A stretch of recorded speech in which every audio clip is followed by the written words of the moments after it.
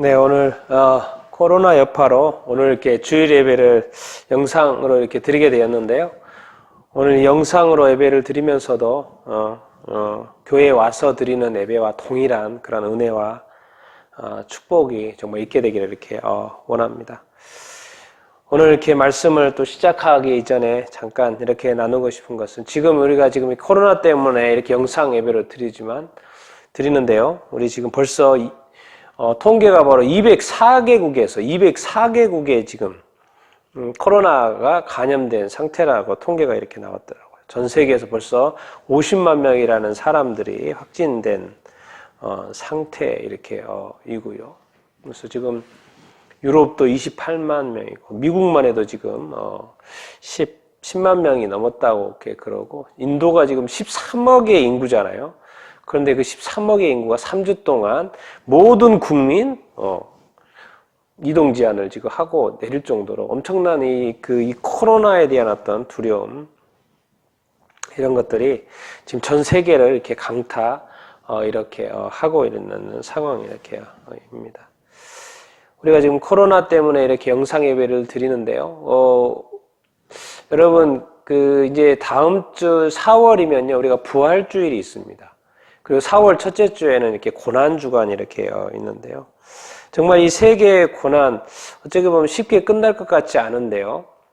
이 고난주간, 또 우리가 맞이하는 또 부활주일. 그럼 이번 부활주일을 맞이하여서 무슨 부활이 있었으면 좋겠습니까? 예수 그리스도의 부활이 이렇게 있었는데요. 저는 이렇게 생각을 해보면서 이번 부활주일 때 정말 한국 교회가 이 전 세계 교회가 완전히 부활했으면 좋겠다라는 생각에 이렇게 마음이 이렇게 듭니다. 지금 이 전 세계가 이 코로나 때문에 걱정을 하고 있지만 우리에게는 여전히 주님이 있지 않습니까? 여전히 우리가 하나님 아버지를 이렇게 믿고 있지 않습니까? 그리고 예수님께서 죽음에서 부활하신 날이 부활주일 아닙니까?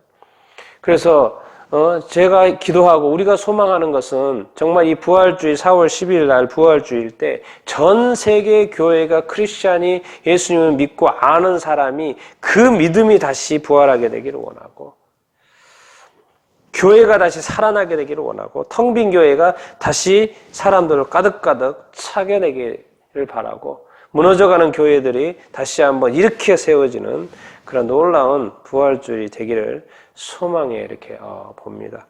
그런 어떤 기도를 하면서 우리가 부활주일을 준비하고 또 맞이했으면 좋겠습니다. 정말 주님이 이 땅에서 이렇게 꿈꾸는 것, 소망하는 것이 무엇이겠습니까? 오늘 이제 마태복음 15장 1절에서 20절 말씀, 이 사람의 전통이 하나님의 계명을 이렇게 폐하는 그런 내용에 대해서 예수님과 어떤 바리새인과 서기관들의 대화가 이렇게 나옵니다. 정말 우리가 오늘 이 말씀을 통해서 정말 우리가 혹시 살아가면서 하나님의 말씀을 폐하고 있지 않는 건지, 우리의 전통이, 우리의 마음이 하나님의 계명을 폐하고 있지 않는지 이런 부분들을 우리가 한번 생각해보고 나눠보도록 하겠습니다. 오늘 이렇게 말씀을 이렇게 읽지 않고요, 같이 이 영상에 이렇게 띄우는 말씀을 같이 보면서 이렇게 말씀을 이렇게 나누도록 이렇게 하겠습니다. 오늘 마태복음 15장 1절에서 이렇게 20절 이렇게입니다. 그래서 오늘 이 말씀 가지고 이렇게 나눌 텐데, 먼저 우리 마태복음 15장 1절에서 2절 한번 읽어보도록 이렇게 하겠습니다. 지금 영상으로 보시는 분들은 또 이것을 보셔도 되고요, 자기 성경책을 펴시고 이렇게 보셔도 이렇게 좋겠습니다. 같이 한번 읽어보겠습니다. 그때에 바리새인과 서기관들이 예루살렘으로부터 와서 로부터 예수께 나와 이르되 당신의 제자들이 어찌하여 장로들의 전통을 범하나이까? 떡 먹을 때에 손을 씻지 아니하나이다. 이렇게 말씀 이렇게 하고 이렇게 있습니다. 왜 이렇게 바리새인과 서기관들이 예루살렘으로부터 이렇게 와가지고 예수님께 이렇게 나와서 자꾸 이렇게 질문을 던지고 논쟁을 이렇게 하려고 이렇게 하는 것일까요? 예수님이 마음에 안 드는 것이죠. 예수님을 이렇게 도와주려고 칭찬하려고 잘한다고 이렇게 온 게 아니고 뭐죠? 예, 꼬투리 잡으려고 이렇게 온 거 아닙니까? 또 실수할 또 무슨 뭐 이렇게 함정 팔려고 이렇게 온 거 이렇게 아니겠습니까? 지금 예수님하고 이 서기관과 바리새인들, 예수님의 사역이 지금 계속 잘 되고 있고 있더라 보니까 이 서기관과 바리새인들과 예수님의 충돌이 지금 계속 되고 있고 약간 격해지고 이렇게 있는 그런 상황이죠. 계속적으로 이렇게 논쟁이 되고 있는 상황에 또 이렇게 오늘 바리새인과 서기관들이 찾아와서 또 말을 이렇게 거는 것인데 또 내용이 그렇지 않습니까? 왜 당신의 제자들은 장로들의 전통을 범하지 않습니까? 그러면서 장로들의 전통 한 가지가 나오죠. 떡 먹을 때 왜 손을 씻지 않습니까? 이런 이야기를 이렇게 하는 것이죠. 도대체 이 장로들의 전통이 이게 뭡니까? 이게 보통은 이 장로들의 전통이 이제 이스라엘이 망했지 않습니까? 그래서 구약에서 그래서 586년도에 망했습니다. 그리고 이제 바벨론 포로로 이렇게 잡혀가잖아요. 그래서 포로로 잡혀갔다가 이제 다시 돌아와서 성전을 재건하고 성벽을 다시 재건하면서 이스라엘 재건이 이렇게 되지 않습니까? 그때 이제 유대 랍비들이 그동안의 어떤 구전 율법 또 뭐죠? 그 기록된 어떤 율법 있지 않습니까? 그런 율법들, 이런 이야기들을 이렇게 모아서 이렇게 구체적인 어떤 규범들을 만든 거예요. 왜냐하면 이렇게 모세의 율법 같은 이런 것들은 상당히 약간 원리적이잖아요. 예. 그리고 실생활에 아주 구체적으로 자세하게 또 설명을 해놓은 것이 아니잖아요. 그렇기 때문에 이 유대 랍비들이 뭐죠? 이 구체적인 어떤 생활 규범, 생활 속에서 지켜야 될 규범들을 또 만들어내기 이렇게 시작을 했어요. 그 중에 하나가 바로 떡 먹을 때 손을 씻어야 된다는 장로들의 어떤 전통. 그래서 그들이 만들어낸 게 이런 어떤 전통들이 생기게 이렇게 된 거죠. 그래서 어떻게 보면 그 의미는 되게 좋았죠. 처음에는. 왜?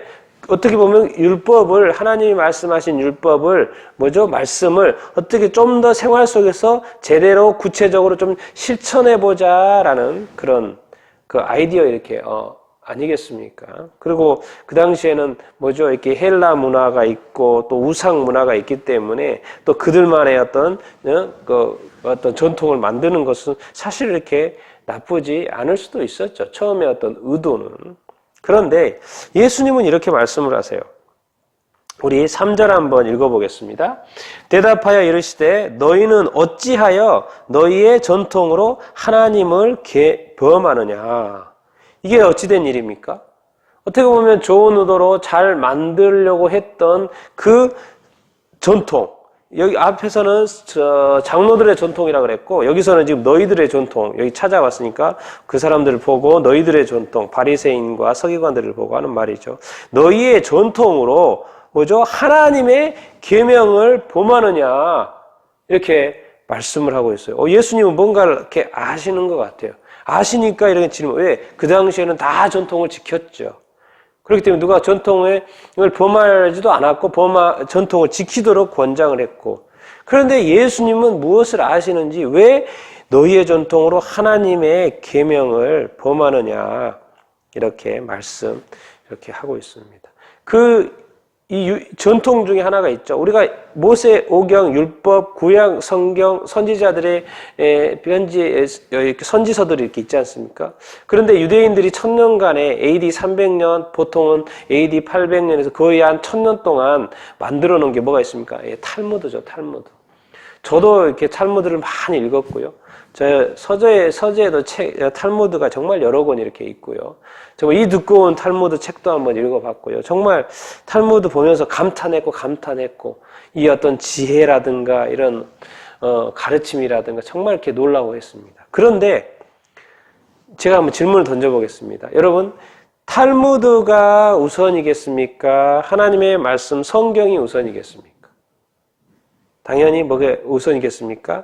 하나님의 말씀이 우선이겠죠. 그런데 어느 순간 우리가 잘못하다가는 탈무드를 너무나도 중요하고 전통을 너무나도 중요하게 생각하다 보니까 이 말씀과 상관없이 전통을 더 지킬 수 있는 수 있다라는 것이죠. 예수님이 이러한 것을 이렇게 보신 것이죠. 처음에 좋았던 그 전통이 이제는 뭐요? 하나님의 계명을 어기는 쪽으로 가고 있다라고 예수님이 지적을 이렇게 하고 있습니다. 그게 바로 이제 4절, 5절, 6절 말씀을 이렇게 알 수 이렇게 있죠. 같이 한번 읽어보겠습니다. 시작. 하나님이 이르셨으되 내 부모를 공경하라 하시고 또 아버지나 어머니를 비방하는 자는 반드시 죽음을 당하리라 하셨거늘 너희는 이르되 누구든지 아버지에게나 어머니에게 말하기를 내가 드려 유익하게 할 것이 하나님께 드림이 되었다고만 하기만 하면 그 부모를 공경할 것이 없다 하여 너희의 전통으로 하나님의 말씀을 폐하는도다. 우리가 보통 이것에 이제 고르반이라고 하나님께 드림이 되었다는 것을 이제 고르반이라고 이렇게 하는 유대인의 전통을 말하는 것인데요. 이거 예수님께서 하나의 사례를 구체적으로 이렇게 들어주고 이렇게 있죠. 왜 어떻게 하나님의 계명을 이 사람의 전통이 그들의 전통이 범하고 있고 폐하고 있는지를. 그 말씀을 보면 이거죠. 하나님께서는 제가 말씀을 써놨죠. 출애굽기 10장, 신명기 5장에 내 부모를 공경하라 이렇게 말씀을 하셨죠. 우리 십계명에도 들어있는 것이고요. 출애굽기도 20장에는 또 10계명이고 내 부모를 공경하라 이렇게 말씀하셨고 또 신명기 5장에 보면 아버지나 어머니를 비방하는 자는 반드시 죽임을 당하리라. 그러니까 하나님이 강조하신 것은 이 부모를 반드시 공경해야 된다. 이것을 아주 율법으로 딱 이렇게 강조를 이렇게 해놨죠. 여러분 이렇게 부모 없이 우리가 이렇게 태어날 수 있습니까?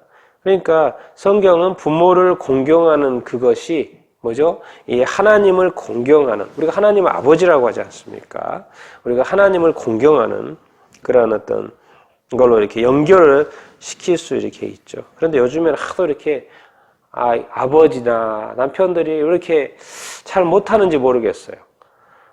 가정에서의 어떤 영적인 어떤 리더, 가장의 어떤 역할, 아버지의 어떤 역할, 부모들의 어떤 역할, 참 이게 안타깝습니다. 그래서 왜냐하면 이렇게 부모 세대들이 사실 잘해서 이 자녀 세대로 이렇게 흘러가야 되는데 요즘에는 참 이런 말도 자녀들이 핑계를 대죠. 부모들이 뭐 해준 게 있냐는 식으로 이렇게 말을 하고. 그러니까 정말 잘 해야 됩니다. 윗물이 맑아서 아랫물까지 흘러가는 이런 전통들이 사실 생겨야 이렇게 되는데요.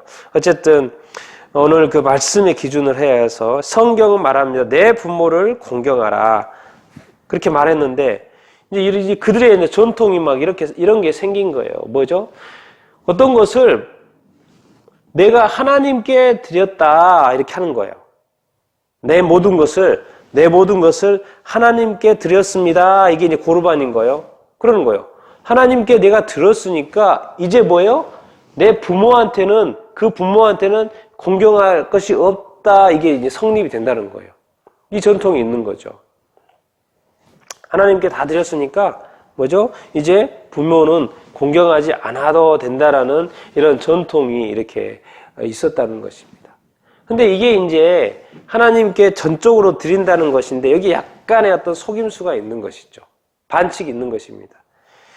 그 당시 어떤 문화 속에서 이런 어떤 어떻게 보면 불효자식이면 불효자식이고 어떤 이기적인 어떤 생각을 하는 사람이고 이 말씀을 이 제도를 또 왜곡해서 쓰는 사람들이 있었죠. 어떤 뭐 자식이면 자식, 자녀면 자녀들이요. 이런 경우가 많았다고 합니다. 그 당시에.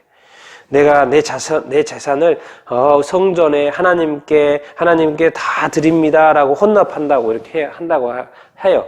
그리고 약속을 이렇게 했다고 이렇게 합니다.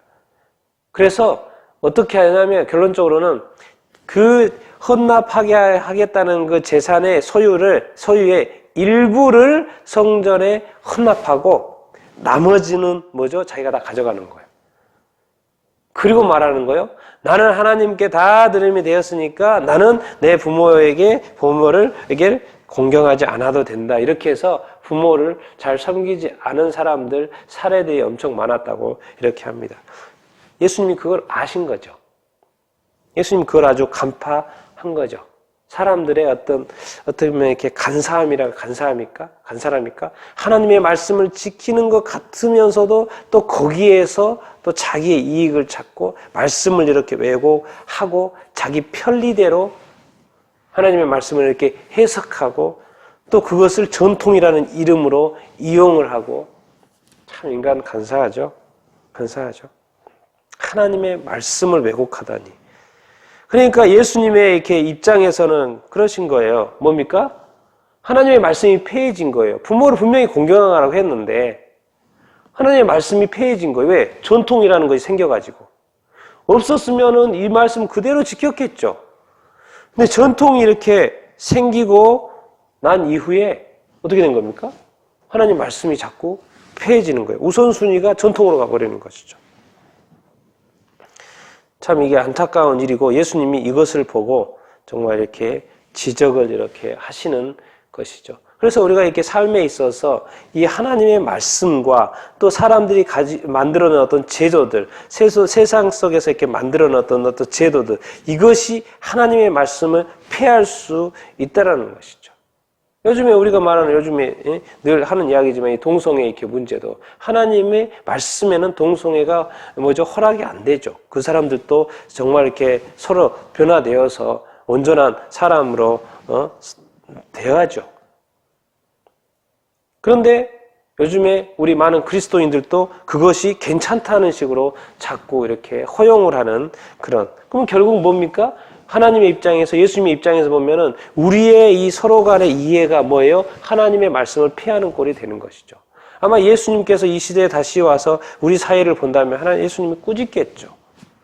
왜 너희가 너희의 의견대로 왜 하나님의 말씀을 폐하느냐 이렇게 말씀하시지 않겠습니까? 아니면 예수님이 오셔서 잘했다고 하겠습니까? 그래서 예수님이 이런 단어를 이렇게 쓰시는 것입니다. 7절, 8절, 9절 읽겠습니다. 시작. 외식하는 자들아 이사야가 너희에게 관하여 잘 예언하였도다 일렀을 때 이 백성이 입술로는 나를 공경하되 마음은 내게서 멀도다. 사람의 계명으로 교훈을 삼아 가르치니 나를 헛되이 경배하는도다 하였느니라 하시고 예수님이 그래서 이렇게 하나님의 계명을 전통으로 폐하는 사람들을 보고 외식하는 자들아 이렇게 말씀하고 있어요. 그러니까 서기관들과 바리새인들, 그 당시에 사회 지도자들, 종교 지도자들에게 말하는 거예요. 외식하는 자들. 얼마나 이 가슴 아픈 이야기입니까? 그 당시에 사회를 어떻게 보면 이끌어가야 되고 정신적인 모범, 정신적인 어떤 리더, 영적인 어떤 리더 역할을 해줘야 될 사람이 예수님한테 듣는 이야기가 외식하는 자들이라. 겉과 속이 틀리다는 거죠. 이런 이야기를 듣는데 예수님이 하신 말씀은 그러면 이사야에서 이미 잘 예언해놨다는 거예요. 이미 읽은 거죠. 뭐예요? 이 백성이, 하나님의 백성이 입술로는 하나님의 이야기 잘한다는 거예요. 입술로는 잘한다는 거예요. 말로는 얼마나 이렇게 유창하게 잘하는지 몰라요. 말로는 하나님을 공경하고 말로는 하나님을 예배하고 말로는 하나님을 따른다고 말로는 하나님을 찬양하죠. 그런데 뭡니까? 어디서 멀어요? 마음이 내게서 멀도다. 마음이 멀다고 이렇게 하는 거예요. 그러면서 뭐라고 합니까? 사람의 계명으로 교훈을 삼아 가르치니 나를 헛되이 경배하는도다. 지금 하나님을 따르고 경배하고 하나님을 영광 올려드린다고 하는 삶을 산다고 하는데 예수님은 말씀하시는 거예요. 외식하는 자들아 입술로만 그러냐. 너희 지금 나를 헛되이 경배하는 것이다. 하나님의 계명으로 나를 예배를 해야지. 하나님의 계명에 순종함으로 나를 하나님께 영광을 올려드려야지. 거기에 또 하나의 장치, 또 하나의 어떤 수단, 또 하나의 그 무엇이 뭐예요? 사람의 계명을 만들어가지고 하나님의 계명이 아닌 사람의 계명을 만들어가지고 하나님의 말씀이 아닌 내 말, 내 의견, 우리 어떤 어떻게 보면 공동체 다수의 의견이 때로 틀릴 수 있죠. 항상 맞는 게 아니죠. 다수결의 원칙에 의해서 결정을 내렸다 그래도 그건 틀릴 수 있습니다. 뭐에 의해서 틀려요? 하나님의 말씀과 정반대된, 우리가 법을 만들 수 있죠. 우리나라도. 전 세계의 나라들이 법을 만들 수 있어요. 정당에서 법을 만들어요. 근데 법을 만드는데 어떤 법을 만들어요? 하나님의 말씀에, 하나님의 계명에 위배된 말씀을 만들어요. 그럼 뭡니까? 결국엔 그 계명이, 그 법이 하나님을 헛되이 경배하게 하게 되는 것이죠. 백성들로 하여금. 우리가 이렇게 외식도 이렇게 좀 소극적인 외식이 있을 수 있고 좀 적극적인 외식이 있을 수 있죠. 소극적인 건 뭡니까? 몰라서 그럴 수 있죠. 어떤 무리가 있고, 항상 어떤 일에는 주범이 있고 공범이 있잖아요. 주범은 모든 것을 알고 있습니다. 모든 것을 계획하고요. 모든 것을 철저히 하죠. 모든 것을 주도합니다. 근데 공범이나 또 그것을 따라가는 팔로워들이 있습니다. 근데 이 팔로워들은 잘 모르고 갈 수도 있어요. 이런 소극적으로 가담했다고 다들 말을 하죠.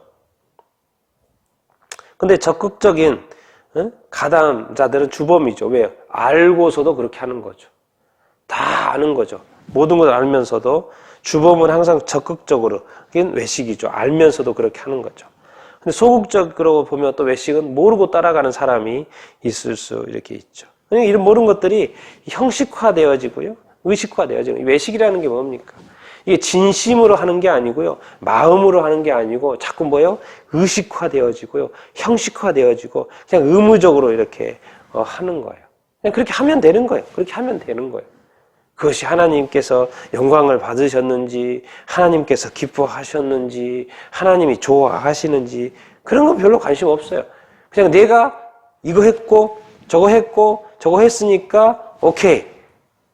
그냥 내 만족에 계명, 내 만족의 신앙생활, 내 만족의, 아니 상대방이 드렸으면 상대방이 그것을 기쁘게 받았는지도 한번 확인해보고 그래야 되지 않겠습니까? 우리가 하나님을 섬기는데 과연 나의 삶을 통해서 하나님께서 영광을 받으시고 계시는지, 이 경배를 받으시고 되는지 여러분 확인하고 싶지 않습니까? 나중에 하나님을 만났는데 내가 너를 모른다. 난 내가 너의 예배를 받은 적이 없다. 아니 받았는데 10%밖에 받은 적이 없다. 50% 받은 적이 없다. 50%밖에 받은 적이 없다. 난 너로 말미암아서 뭐 별로 기쁜 적이 별로 없었다.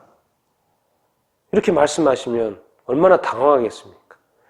우리도 어느 순간에 매너리즘에 빠지고 형식화된 예배를 드리고 순종이 없는 삶을 살고,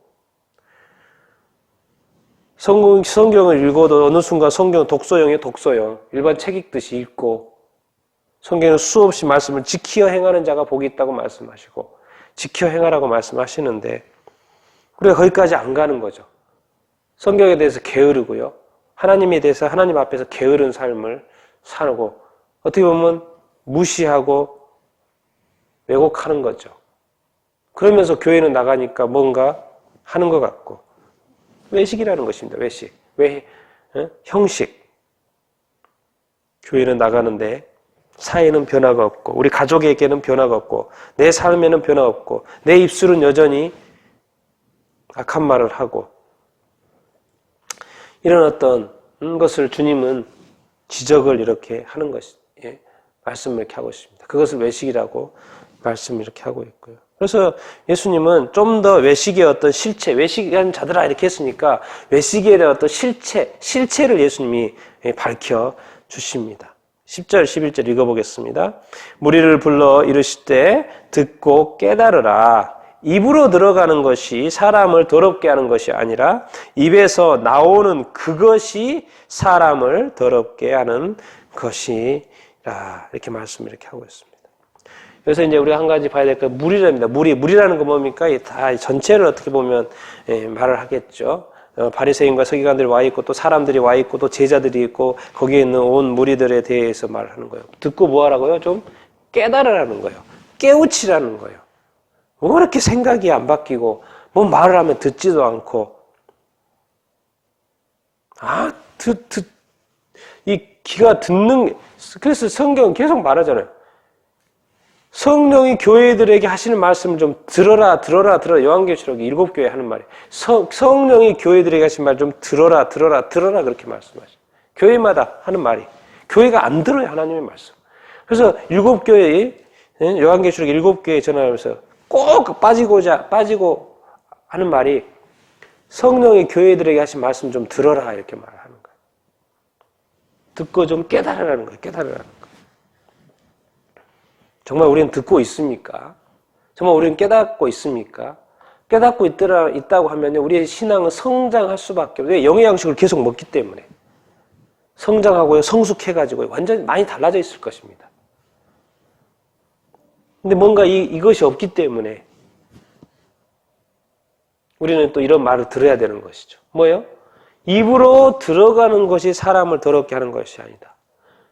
뭐죠? 입에서 나오는 것이 사람을 더럽게 하는 것이다. 이 말이 뭔 말인지 사실 뭔 말인지를 모르죠. 여기까지 봐가지고는.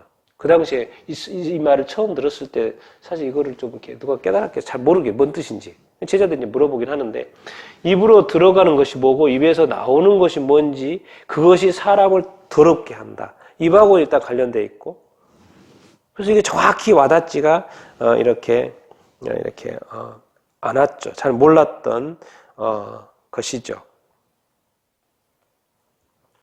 여러분, 요즘에 그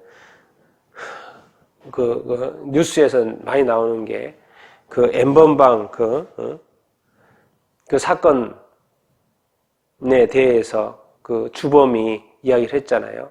자기의 삶이 악마의 삶이었다. 이것을 멈춰줘서 감사하다. 이렇게 말을 했잖아요. 자기 자신의 삶이 악마의 삶이었다. 그것을 그렇게 계속 그렇게 해온 거예요. 악마의 삶인지 알면서도 그렇게 계속 해온 거예요. 사실 거기에는 뭐가 있었기 때문에 그렇겠습니까? 돈이 벌렸기 때문에 그렇겠죠. 또 그것을 돈을 또 투자하는 사람, 투자라기보다는 돈을 내고도 거기에 참여하려고 하는 사람이 있었던 것이죠. 악마의 삶. 정말 이런 돈벌이 때문에, 이런 돈벌이 때문에 얼마나 많은 사람들이, 어린아이들이, 약한 사람들이 피해를 입습니까? 정말 이런 일은 멈춰져야 되고요. 이런 사람들은 정말 심판 받아야죠. 이런 일이 정말 없게 되기를 이렇게 바라고, 우리가 보호해줘야 될 약한 자들을 이용하고 돈벌이로 내모는 것은 옳지 않습니다. 평생의 삶 가운데 그런 오점을 남기지 않는 정말 여러분들이 다 되기를 바라고요. 정말 약한 자들을 약한 자들로 보고 불쌍히 여기고 예수님처럼 도울 수 있는 여러분들의 사람들이 되기를 이렇게 바랍니다. 스스로의 삶을 더럽히지 마시기를 이렇게 바랍니다. 입술로 더럽히지 마시고 또 실제 삶으로 더럽히지 않는 삶을 다 살 수 있게 되기를 바랍니다. 이 세상의 모든 사람은 존중받아야 되고요. 사랑받아야 되고요. 강한 자도 강한 자, 약한 자들은 보호를 받아야 되겠죠. 자, 우리 12절, 13절, 14절 읽겠습니다. 시작. 이에 제자들이 나와 이르되 바리새인들이 이 말씀을 듣고 걸림이 된 줄 아시나이까? 예수께서 대답하여 이르시되 심은 것마다 내 하늘 아버지께서 심으시지 않은 것은 뽑힐 것이니 만일 14절 그냥 두라. 그들은 맹인이 되어 맹인을 인도하는 자로다. 만일 맹인이 맹인을 인도하면 둘이 다 구덩이에 빠지리라 하시니. 자, 이제 무리들한테 예수님께서 듣고 깨달으라고 말씀을 이렇게 하셨잖아요. 이제 그 무리들이 다 들으라고 말씀을 했는데, 이제 뭐예요? 이제 제자들이 나와서 물어보는 거예요. 바리새인들이요, 이 말씀을 듣고 걸림이 된 줄, 걸린 것 같아요. 거리낀 것 같아요. 좀 이렇게 화가 난 것 같아요. 그 예수님 그거 아십니까? 이 말씀이 좀 걸림된 것 같아요. 하고 제자들이 이렇게 물어보는 것이죠. 예수님이 뭐라고 합니까? 심은 것마다 내 하늘 아버지께서 심으시지 않은 것은 뽑힌단 말을 이렇게 하시는 거예요. 이 말씀을 보시면 여러분들 무슨 생각이 이렇게 듭니까? 내 하늘 아버지께서 이 땅에서 심는 것이 엄청나게 많죠. 이것도 심고 저것도 심고 저것도 심고 식물을 심는 것도 있지만 이 삶에 많은 것들이 생각이 심어지고 이념이 심어지고 의견이 심어지고 뭐죠? 어떤 욕심이 심어지고 또 선행의 어떤 의도, 선한 의도도 좋은 것도 있으니까 선한 의도도 심어지고 많은 것들이 있죠. 좋은 것과 악한 것이 있죠. 그런데 예수님께서 말해요. 심는 것마다 여러 가지 심는 것이 많은데 내 하늘 아버지께서 심으시지 않은 것이 있다라는 거예요. 그것은 결론적으로 뽑히는 건데 하나님 아버지께서 심지 않은 것이 있다는 거예요. 근데 심는 것이 있어요. 그건 누가 심는 거예요? 악한 마귀가 심는 것이 또 있다는 거예요. 또 악한 사람들이 심는 것이 있다는 거예요. 그리고 또 내가 심는 것도 있겠죠. 하나님의 뜻에 따라 심는 게 아니고 내가 하나님의 뜻에 반한 것도 내가 심을 수가 있겠죠. 내가 하나님이 뜻에 반하여서 내가 말할 수 있겠죠. 생각할 수 있겠죠. 그런 것도 있다는 거예요. 그러니까 우리가 이런 거에 대해서 제가 이렇게 단어를 써봤는데 뭐예요? 분별력이 있어야 되는 거죠. 이게 하나님께서 말씀하시는 것인지 하나님께서 원하시는 것인지 하나님의 뜻인지 하나님이 보시기에 의로운 것인지를 우리가 판단해 봐야 되고 이게 하나님의 뜻에 반하는 것인지 이게 악한 마귀의 것인지 세상의 것인지 이게 신본주의적인 것인지 아니면 인본주의 것인지 정말 이렇게 마귀적인 것인지 사람을 이렇게 얼매인 것인지 사람을 노예 삼는 것인지 우리가 이런 생각들을 해봐야 되는 것이죠. 이렇게 했을 때 하나님이 기뻐하실까? 이 하나님의 말씀대로 되는 것인가? 이런 생각. 순종하는 것인가? 이런 생각 해봐야죠. 그렇기 때문에 분명하게 분별력이 있어야 됩니다. 이 세상에 모든 것이 옳지 않아요. 이 세상에 모든 영이 다 옳은 영이 아니라니까요. 그래서 모든 영을 다 믿지 말라고 성경이 말하지 않습니까? 모든 영이 다 옳은 영이 아니고 하나님으로부터 온 영이 아니고 뭐예요? 마귀의 영도 있다는 거예요. 마귀로부터 온 영도 있다는 거예요. 마귀의 종노릇하는 영도 있다는 거예요. 마귀의 종노릇하는 거짓 선지자들도 있고 이단처럼 한국 이단들에 빠져가지고 거짓 선지자들에게 종노릇하는 그런 어떤 하나님이 심지 않은 것, 하늘 아버지께서 심지 않은 것이 있다는 거예요. 그건 뭐예요? 뽑힌다고 말하고 있지 않습니까? 뽑힌다니까요. 뽑혀요. 지금 이 시간에 우리는 옳고 그르고 논쟁하지만 실제로 예수님께서 나타나셔서 하나님의 아들 예수님께 나타나셔서 결정하는 것이지 지금이야 우리가 티격태격하고 있지만 뽑힌다니까요. 뽑혀요. 안 뽑힐 일이 없습니다. 근데 예수님은 그냥 두라고 합니다. 그냥 두라고. 맹인이 되어가지고 이제 바리새인과 서기관들은 저들은 맹인이다. 보고 있지만 보지 못하고 있는 것이다. 듣고 있지만 듣지 못하고 있는 것이다. 맹인이야. 근데 일반 무리 맹인들을 인도하고 있어요. 그 백성의 맹인들을 인도하고 있어요. 그 백성들도 몰라요. 그 백성을 어떻게 보면 가르쳐줘야 돼요. 근데 리더들이 맹인이에요. 영적인 맹인이에요. 영적으로 죽어 있어요. 영적으로 거듭나지 않았어요. 성령으로 거듭나지 않았어요. 영적으로 열리지가 않았어요. 그래서 영적인 이야기만 하면 뭐가든지 이상해요. 다른 이야기에. 영적인 맹인이 되어서. 말씀에도 맹인이 되어버려가지고 이제는 뭐예요? 말씀을 보고 연구하고 가르치는 서기관들조차도 맹인이 되어서 맹인된 백성을 인도하고 있으니 결론은 둘 다 구덩이에 빠질 수밖에 없죠. 보이지 않는데 어떻게? 정말 그 구덩이가 저 지옥이면 어떡합니까? 여러분 조심해야 되죠. 그래서 예수님이 듣고 깨달으라는 거예요. 이 구덩이가 그냥 지나가는 바닥에 조그마한 구덩이면 그냥 일어날 수 있죠. 근데 지옥이면 영원한 구덩이에요. 일어날 수가 없죠. 그러니까 예수님께서 이런 말씀을 이렇게 맹인이 되어 인도하는 거 그냥 놔두랍니다. 놔둬요.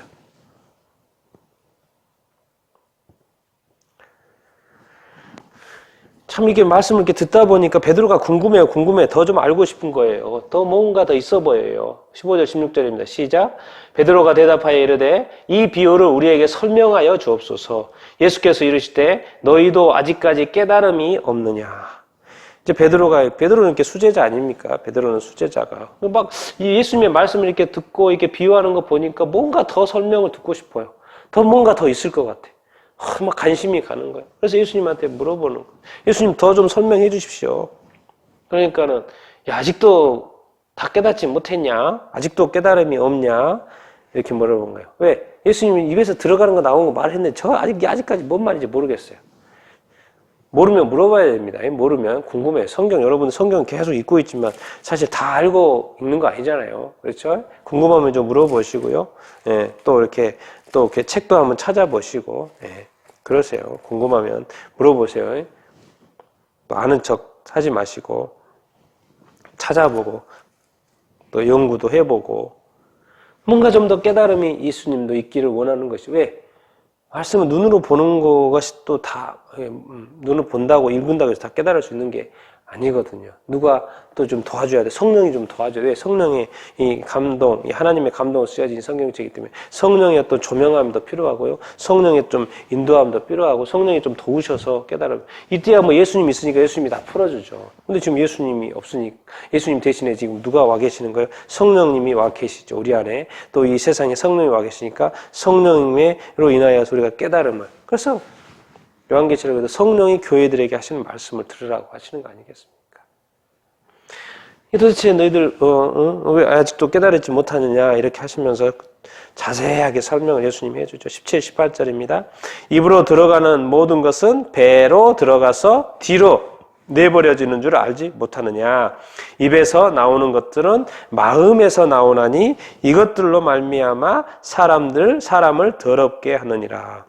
예수님께서 입으로 들어가고 나오는 것에 사람을 더럽게 한다고 그랬는데 그게 뭐냐는 거죠. 이게 입으로 들어가는 거 뭐라고 설명하겠습니까? 그건 배로 들어간다. 입으로 들어가는 건 배로 들어가지 않아. 그리고 뒤로 나온다. 그러면 끝난 거죠. 해결되는 거예요. 들어가서 나왔으니까 끝. 그랬는데 이제 입에서 나오는 것이 문제라는 거예요. 입에서 나오는 건 뭐예요? 네, 음식이 들어갔다가 나오면 우리가 토하는 거죠. 토하는 거. 토하는 그걸 말하는 게 아니죠. 지금 토한다는 걸 말하는 게 아니잖아요. 뭐죠? 예수님은 입에서 나오는 거는 뭐예요? 지금 마음에 들어요. 우리 안에 마음이 있고 그 마음 안에 뭔가가 마음 주머니에 이 마음통에 들어있다는 거예요. 그것이 나온다는 거예요. 마음이 안에 있다 보니까 보입니까? 안 보입니까? 보이지 않죠. 그것이 나올 때 알게 되는 것이죠. 근데 그 나오는 그것이 사람을 더럽게 한다는 거예요. 사람을 더럽게 한다는 것은 일단 뭐 좋지 않은 거라고 알 수 이렇게 있겠죠. 그러면서 예수님이 이렇게 말씀하시는 거예요. 그것이 좋지 않은 것을. 19절 20절입니다. 시작. 마음에서 나오는 것은 악한 생각과 살인과 간음과 음란과 도둑질과 거짓 증언과 비방이니 이런 것들이 사람을 더럽게 하는 것이요. 씻지 않은 손으로 먹는 것은 사람을 더럽게 하지 못하느니라. 제 마음에 나오는 거에 대해서 예수님이 말씀을 이렇게 하셨지 않습니까? 마음에서 나오는 것. 마음에서 나온다는 건 뭔 말입니까? 제가 이렇게 표현을 해봤습니다. 뭐예요? 마음에 들어있는 것이죠. 마음에 들어있으니까 나오는 거 아니에요. 그렇죠? 주전자에 물이 있으니까 따니까 물이 나오는 거 아니에요. 주전자에 물이 안 들어있는데 따라봤자 나옵니까? 안 나오죠. 정수기에 물이 들어있으니까 누르면 정수기 물이 나오는 거 아니겠습니까? 그러니까 우리가 입술로 이렇게 말을 하잖아요. 그 말들은 뭐예요? 우리 각자의 마음속에 그 말들이 이미 들어있기 때문에 그것이 나오는 것이죠. 예수님 말하는 거예요. 마음에서 나오는 것. 근데 그것을 더럽다고 그랬으니까. 그게 왜 더럽습니까? 예수님이 이제 증언하고 있죠. 뭐라고요? 마음속에 들어있는 것이 악한 생각이에요. 살인, 간음, 음란, 도둑질, 거짓 증언, 비방. 정말 이 나쁜 건 다 말씀을 하고 계시네요. 악한 생각. 좋은 생각이 아니고 악한 생각. 살인, 남을 해하려고 하는 어떤 생각. 간음, 뭐니까 성적인 타락이죠. 음란, 음행, 이렇게 몰래 행하는 것들, 도둑질, 훔치는 것들, 사기치는 것들, 거짓 증언. 요즘 우리 사회에 얼마나 거짓이 많습니까? 얼마나 거짓 증언을 합니까? 거짓말을 얼마나 이렇게 많이 합니까? 나는 지난주가 이게 천안함 이렇게 폭파된 거, 폭침된 거 10주년인가 그렇죠? 다시 한번 그 사진이 나왔기를 봤습니다. 46명의 그때 순직한 사람들의 얼굴 젊은 사람들의 그 얼굴을 이렇게 봤습니다. 아직도 그것을 누가 이렇게 죽였냐, 폭침했냐, 그것 가지고 아직까지 논란이 있겠습니다. 누군가가 폭침했으니까 그게 폭침 당한 거 아닙니까?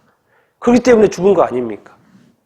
그럼 그 젊은 나라를 위해서 봉사하고 나라를 지키겠다고 헌신하고 훈련하고 애쓴 그 병사들이 폭침을 당했으니까 죽은 거 아닙니까? 폭침을 당했으니까 갈라진 거 아닙니까? 근데 그것을 아직도 모른다는 게 말이 됩니까? 어떻게 보면 아직도 우리가 이 거짓에 익숙해 있어요.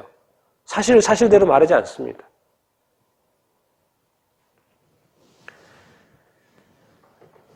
여러분, 또 비방하는 거, 비난하는 거, 손가락질하는 거, 다 이런 것들이 어디서 나온다는 거요? 다 자기 마음에서 나온다는 겁니다. 다 자기 마음에서. 이런 세상이 뭡니까 지금? 여러분 지옥 아닙니까? 지옥? 이런 것이? 어떻게 보면 사람의 마음이 지옥이에요. 사람의 마음의 지옥.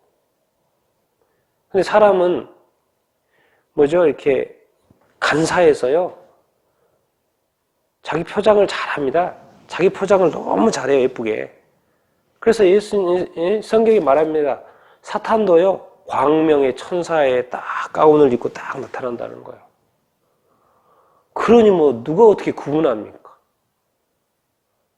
요즘에 일어난 사건들, 그 주범들 보세요. 어떻게 보면 생기기도 잘생겼고 봉사도 하고 소문났고 착하다고 소문났고 주변에서도 칭찬받고 인정받는 사람. 그런데 왜 손에 수갑이 채워집니까? 뭐가 문제가 있었어요? 마음에 문제가 있었던 거죠. 근데 마음은 사람들이 볼 수가 없었던 거죠.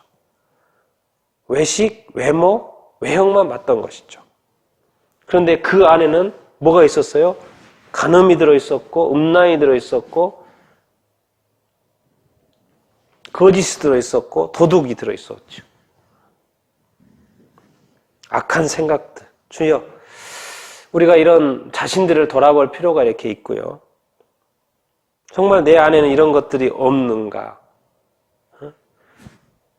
여러분, 우리는 지금 2000년 전에 예수님 오셨던 그것도 그거지만 지금 다시 오실 예수 그리스도, 재림하실 예수 그리스도를 아주 이제 곧 만날 그 시점에 와 있다는 거.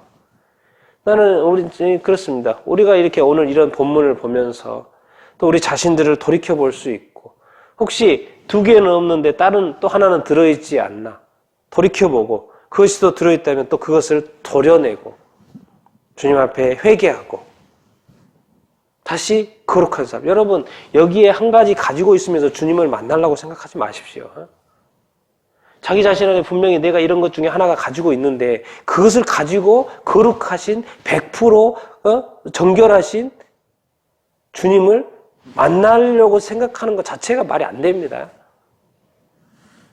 분명히 성령님께서 우리 안에 이런 거짓들 다는 아니더라도 1-2개 들어있더라도 그것을 분명히 조명해 주실 거예요. 그거 버려야 된다. 그거 버려야 된다. 그리고 분명히 경고하실 거라고요. 외면하지 마십시오. 깨닫고 받아들이고 인식하고, 그래서 그것을 버리게 되기를 바라고요. 고백하고 자백하고 털어내버리게 되기를 바랍니다. 주님이 털어내버리기 전에, 주님이 오시기 전에 성령님께서 가르쳐 주실 때 깨닫게 되기를 바라고, 이렇게 해서 이런 것들로 해서 더럽혀진 이것들, 정말 이게 이제 그런 거죠. 예수님이 볼 때 손으로 씻지 않는 거, 씻지 않은 손으로 이렇게 먹는 거, 그거 가지고 이렇게 논쟁도 많고 사람 잡고, 너 왜 그걸 손으로 안 씻고 먹어? 이 전통에 이거 하나 가지고 그 사람을 그렇게 올가매고 그렇게 정죄하고.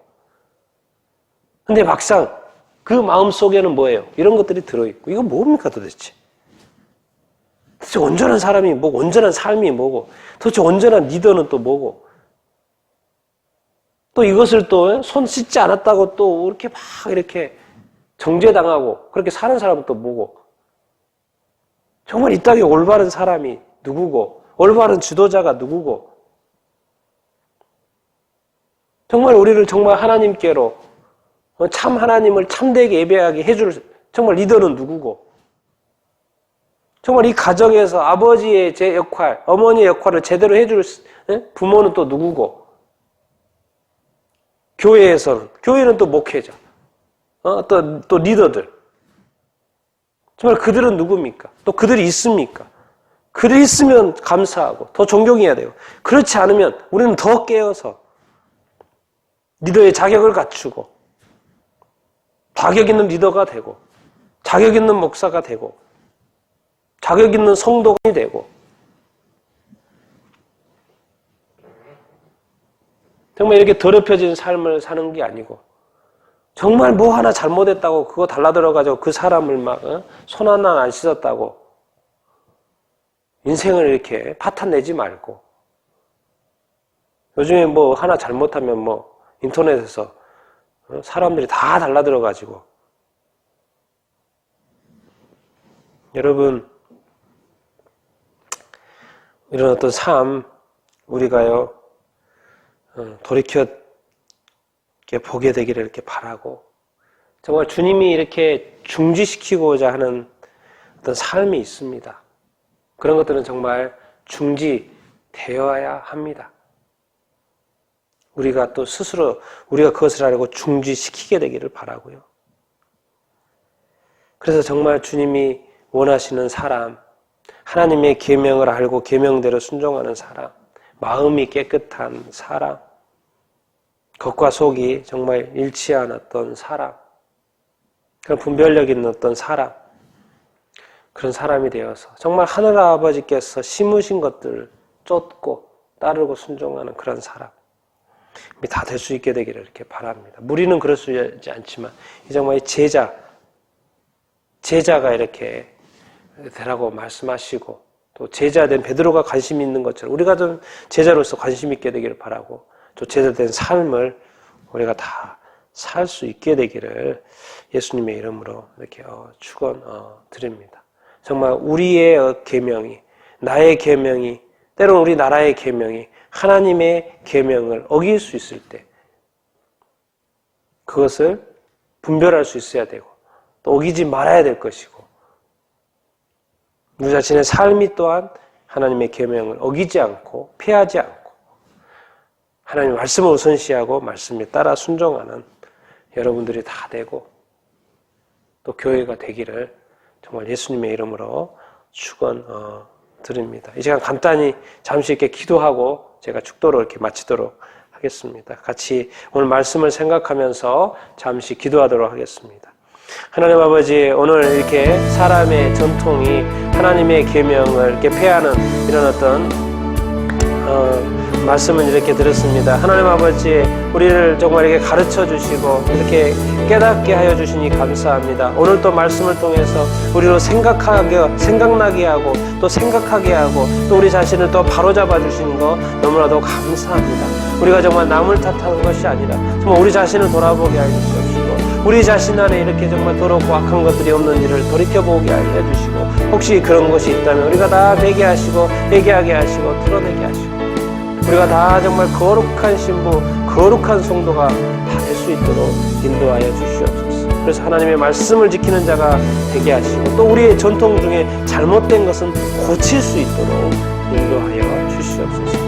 우리가 외식하는 삶을 살지 않게 하여 주시옵시고, 우리가 겉과 속이 일치된 삶을, 거룩한 정결한 깨끗한 삶을 우리가 살아낼 수 있도록 인도하시고 축복하여 주시옵소서. 또 이렇게 질병, 코로나로 인한 질병도 다 치료하시고 치유해 주시고 회복시켜 주시고 이 땅에 속히요 또 온전케 될 수 있도록 인도하시고 역사하여 주시옵소서. 다시 한번 귀한 말씀 주시고 우리에게 주의 길로 선한 길로 인도하신 줄 믿고 감사 찬양 영광을 드리며 이제는 우리 주 예수 그리스도의 은혜와 하나님 아버지의 그 크신 사랑과 성령의 내주하심과 충만케 하심이 오늘 하나님께 예배하는 한 사람 한 사람 머리 위에 그 가정과 일터 위에 그리고 우리 한국 교회와 전 세계 가운데 특별히 또 믿음 때문에 고통받고 있는 많은 믿음의 가족들 위에 이제로부터 영원히 함께 하시기를 축원하옵나이다. 아멘.